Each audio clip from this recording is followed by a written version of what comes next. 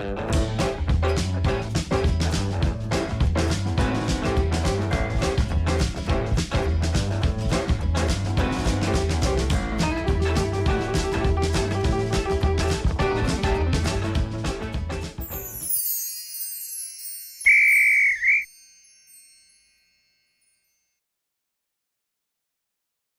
to episode 47 of Boston Swap, a Director of Football Challenge here on Boss United FM. Boston United of Conference North and Boston Town of United Counties League were switched in the non-league football pyramid. I took over at United down at level 9 and won consecutive promotions until the Championship. We're now in the Premier League and finished 5th last season, giving us Europa League football this year. All off-field decisions are made by Mr. Transfer Genius, our Director of Football. He takes control of transfers, scouting and backroom staff. We played our first ever home game in the Europa League in the last episode, back in early October, but lost to Lazio. We've since won the group and been through the January transfer window. Today we face a second leg of the second knockout round of the Europa League, having received a bye from the first knockout round for winning our group. French club Lille are our opponents, and we drew 2-2 in the first leg in France, with them scoring a stoppage time equaliser. We won 3 of the remaining 4 group games against Hoffenheim, CSK Moscow and finally a fantastic 4-1 win in Rome to actually knock Lazio out of the competition. Hoffenheim qualified behind us, with goal difference putting them above the Italian side. We're incredibly inconsistent in the league, with our worst run coming after the win in Rome. 4 consecutive defeats from mid to late December. We do seem to have picked up enough points to be comfortably safe though. We lost to Tottenham Hotspur on penalties in the FA Cup despite pulling back from 3-0 down. We face Lille at home on the back of a win over Crystal Palace and do have the advantage of the 2 away goals. A victory or scores of 0-0 or 1-1 will send us through. 2-2 sends it to extra time. There's not much left of the league season, just 7 games remaining. We are in 12th position, 15 points clear of the relegation zone. We should officially stay up in the next couple of weeks. Crystal Palace in bottom place are almost down. Liverpool are 10 points clear of Manchester City at the top and actually put 18 goals past Palace over their 2 league meetings. January was busy, very busy for Mr. Transfer Genius. So busy that we've struggled to register many of our new signings for our Europa League knockout squad. The most important signing was goalkeeper Gavin Bazunu from Manchester City for £8.25 million. He's an Irish international with over 50 caps. We spent £16.75 million each on Carlos Magalhães, a Portuguese right-back, and Acauan Fernandes, a Brazilian midfielder. German wide player Marcel Bukowski joined from Borussia Dortmund for £4.2 million, and we paid £3.8 million for his compatriot Felix Paslak, a fullback. Our most impressive signing is Italian striker Mauro Ippolito, on loan from Juventus. In his 11 games for us so far, he's scored 12 goals, including 2 in the away leg against Lille. We had to make a few sales to balance the incomings. Midfielder Arnel Pujmal went to Al Nassr of Saudi Arabia for £8.25 million, with striker Chris Doyle joining Derby County for a similar fee. We sold fullbacks Milito and Joya for just under a combined £10 million, and long-serving winger Francisco Landim has finally left the club after being part of the initial squad in the United Counties League back in 2019. He's now at Blackburn Rovers, who gave us £4.3 million for his services.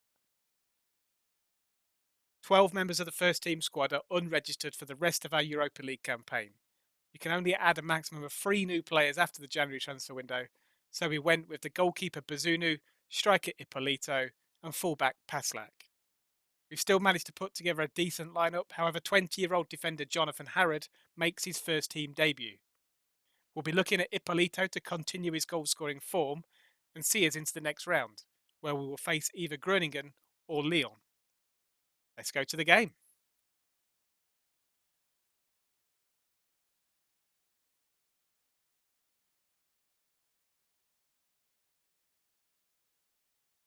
Here we go. Hopefully we can continue our European adventure. We played really well in Lille. We should have won the game. They scored a last-minute equaliser. We went 2-0 up, I think, but they brought it back. Ippolito scored twice.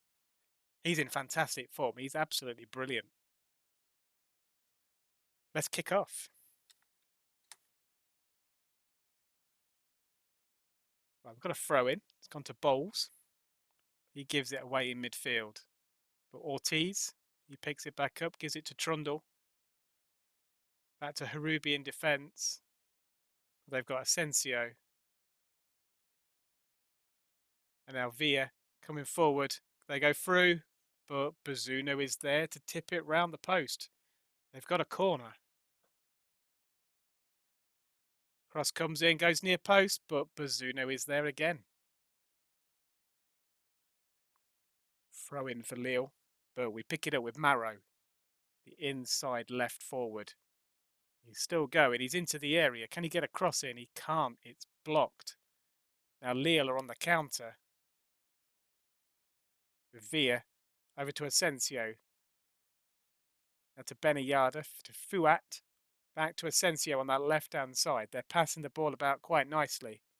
There's Ikone. Into the area.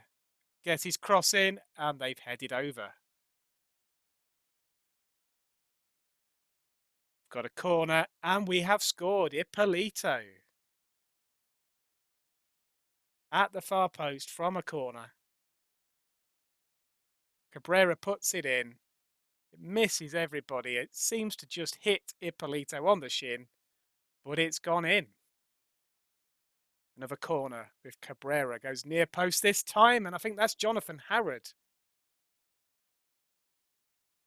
But it's gone to VAR. No, it was a foul, apparently.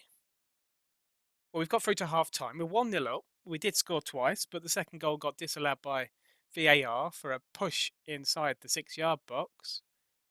But after a shaky start, we've kind of taken control. We have a look at the player ratings. We're doing okay. Ippolito, he's got the goal. He's the only one on a 7 rating, 7.1. Everybody else is around the 6.5, 6.6. But that probably just means I'm going to continue straight into the second half and we'll kick off.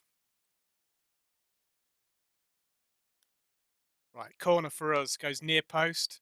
It's back to Bailey on the edge. He puts it back to Paslak. And it's gone all the way back to Bazunu.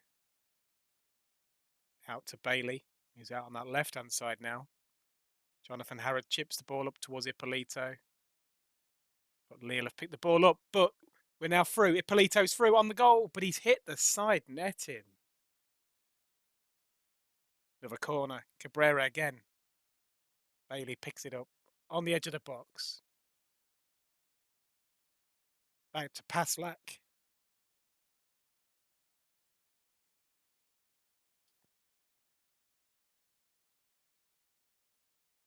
But we give it away in the left-back position now. Villa, he's coming forward. He's past the defender. He's into the area. The cross has come in, and Asensio has knocked the ball into an empty net at the far post. It's 1-1. If it stays like this, we do still go through on away goals. But we're now susceptible to that one goal from Lille, which would put us out of the competition.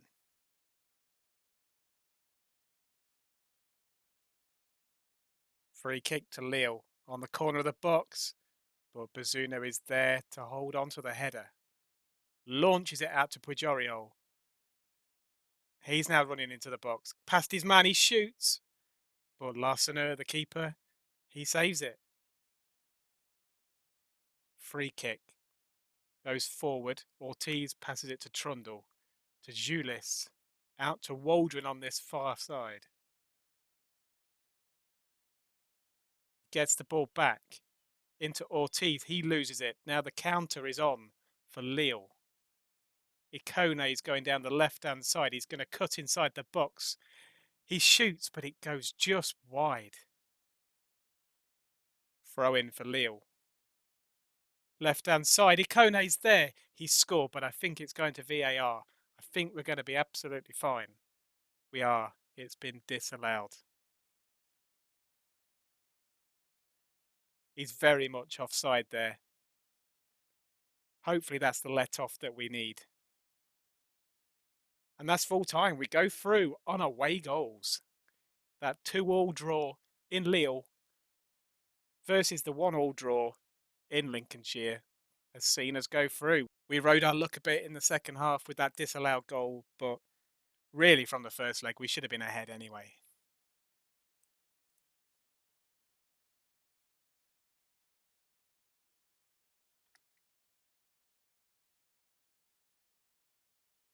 Brad Marrow's out for 2 weeks. Be interesting to see when the next round is.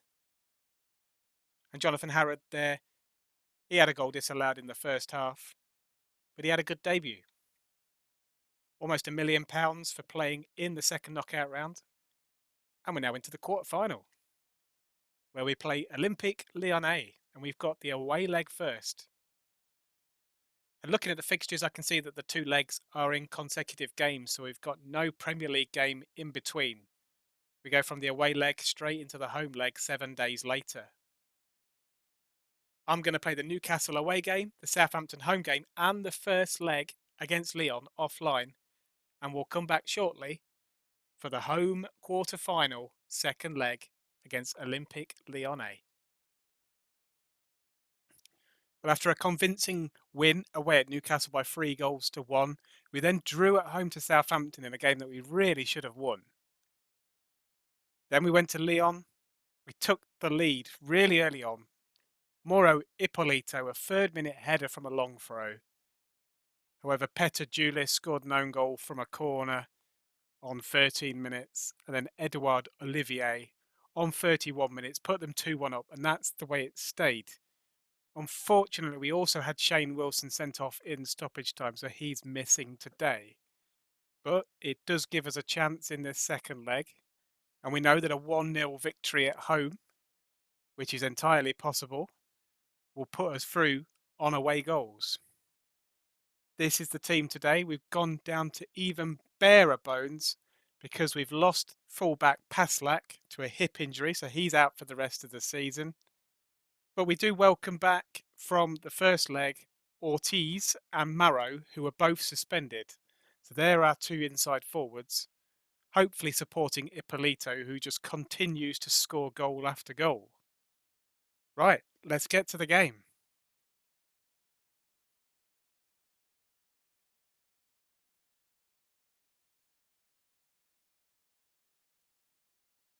What we don't want to do is concede an early goal, because that would probably knock the stuffing out of us. I know that if we do win 2-1, we take it to extra time. We just basically need to win the game and concede 1 or less, and then we won't go out after 90 minutes. But it's a tough ask. Lyon are obviously a really good side, and I'm just looking at their formation. They've gone for a 4-2-2-2. They're absolutely packing that midfield, but their 2 attackers are going to be quite isolated between them. They're going to play well with each other, I'm sure, but they're probably relying on their fullbacks to give them the width. Hopefully we can counter that and push our fullbacks forward and basically cause more problems for them than they do for us. Right, let's get this match kicked off. It's an early long throw for us towards Ippolito. He doesn't get there, but Thomas, he's on the ball into Marrow. Crosses it to Ortiz, but Hurtado, the Lyon keeper, holds it. Right, another long throw into the box. It's clear, but only as far as Julis. Back to Harubi, out to Ortiz on that right-hand side. He's inside the area, trying to get a penalty, but he shoots and it hits the side netting. And that's half-time. It's 0-0. Still all to play for. Lyon haven't really had anything going forward. Just the one shot, and that wasn't on target. But we need some creativity. We need to score. Nothing is really happening from a clear-cut point of view. Not really got Ippolito in the game just yet, but I'm sure he'll get at least one chance, and the way he's been playing, he'll put it away.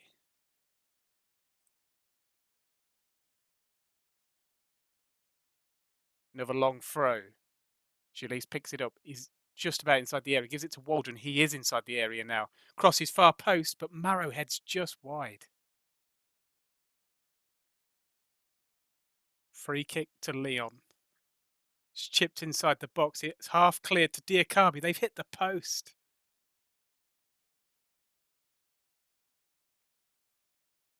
Right, long throw into the box towards Ippolito. It's going towards Marrow, but his weak shot is saved. It's a free kick to Marrow. Keeper's there. He's dropped it, but it's cleared. Waldron picks it up. What can we do with it? He gives it to Fukai, the defender. Out to Sarmiento on the right-hand side. Has he lost the ball? No, we've got a free kick. I think they're going down to 10 men. With 5 minutes to go, we need to take advantage. But that's full time. We get a 0-0 draw. We dominated the game. 18 shots, 7 on target. They didn't even have 1 shot on target in the whole game. They shaded possession. They went down to 10 men with 5 minutes to go, but we couldn't quite capitalise and get that 1 goal that we needed. That's our first ever European run over.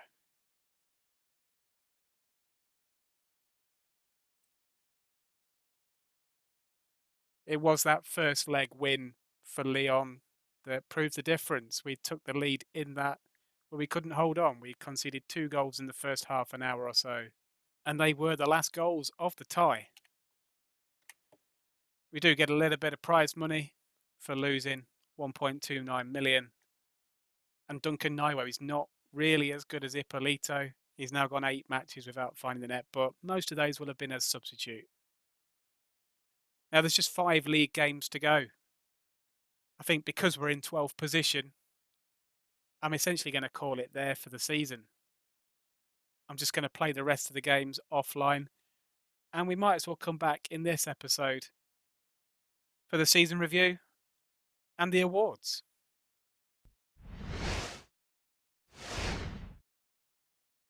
And here we are, we're at the end of the season. We had a good run. I think we ended the season unbeaten after that 0-0 draw with Lyon, which saw us depart the Europa League. But we're now at the end of season awards. And player of the season has actually gone to centre-back Zdenek Harubi, which is a bit of a surprise considering we conceded so many goals. Shane Wilson came in second and Guillermo Ortiz in third. Goal of the season to Oliver Albrandt versus Man United right at the end of the season.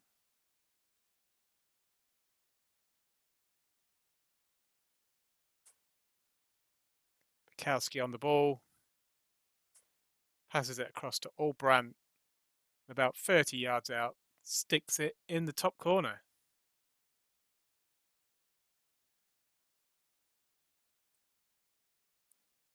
But young player of the season did go to Mauro Ippolito. He ended the season with 17 goals in the Premier League in just 16 appearances. 21 in 21 in all competitions. He's someone we'd absolutely love to have back next season, but I'm not really sure on the chances of that. I think he signed a new contract with Juve in the last few weeks, so I very much doubt he'll be transfer listed. He's worth £37 million anyway. Looking at the stats, we can see that Ippolito did finish as top goal scorer with 21. Highest average rating was just a 7.06 for Christian Cabrera. Guillermo Ortiz got 6 assists. Best pass completion went to the goalkeeper for the second half of the season, Gavin Bazunu. Most player of the match awards, Mauro Ippolito. That man again with 7. And Zdenek Harubi got 18 yellow cards over the season. Just the 2 red cards we got this year. Shane Wilson got 1 and Gerard Pujoriol as well. Looking at the season review, we finished 8th in the end, which if you look at the league position graph is a bit of a jump towards the end where we had this unbeaten end. There was a small chance with a couple of games to go that we might have sneaked into the Europa League again for next year, but it's not to be. In the FA Cup, we lost out to Tottenham Hotspur. We drew away from home 0-0 in the initial game and then drew 3-3 after 90 minutes in the second game, the replay. We were 3-0 down, got it back to 3-3, but we lost on penalties. And there we can see the quarter-final loss to Lyon in the UEFA Europa League. And we didn't really have a great time in the Cups this year, just that run in the Europa League, because we lost in the EFL Cup at the first hurdle in the third round against Liverpool. Match of the season was in October when we beat Everton by 2-1, and the moment to forget was a 4-0 loss at home to Wolverhampton Wanderers, which I think was our first game after we sold our first choice keeper to Arsenal on transfer deadline day without signing a replacement. Average attendance 8,800, which is basically the number of seats we have in the ground. We're not allowed to use the terracing apart from in cup matches. And we used a massive 41 players this year. That's even higher than normal, but that's mainly due to the massive turnover of players we had in January.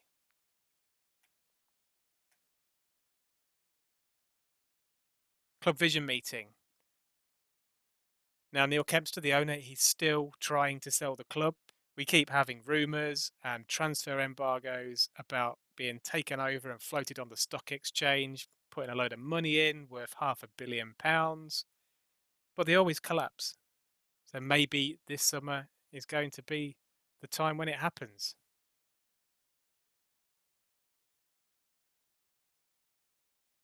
And it looks like we're just going to be trying to avoid relegation next year, but my contract does expire next summer, so we're going to be looking, hopefully, at getting an extension.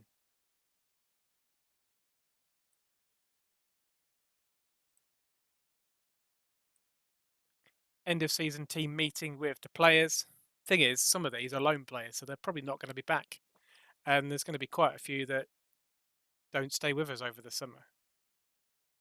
But I'm going to be assertive and tell them we can avoid a relegation battle. We say it pretty much every year since we've got up to the Premier League.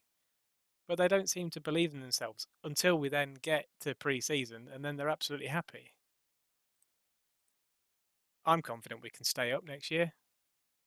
We had an absolute shocking couple of months from September through to before Christmas. Yeah, we still managed to finish 8th.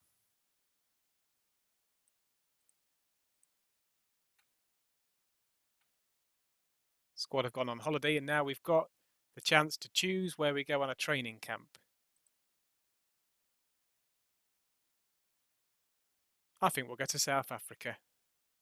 It's a long journey, but I'm sure we'll have some fun.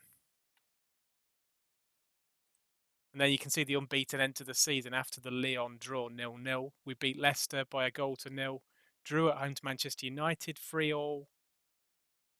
Couple of 3-0 wins away at Brentford and at home to Aston Villa. Then on the final day, we rescued a point with a last-minute equaliser away at Wolverhampton.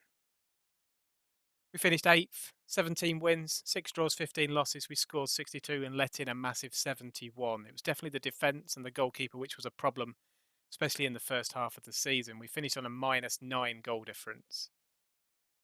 We were 22 points clear of the relegation zone as Leeds, Everton and Crystal Palace all got relegated. Liverpool won the league. They lost just the one game. However, they did only get 99 points. 17 clear of Manchester City, who are another 9 ahead of Manchester United. Sheffield United amazingly get that 4th Champions League spot.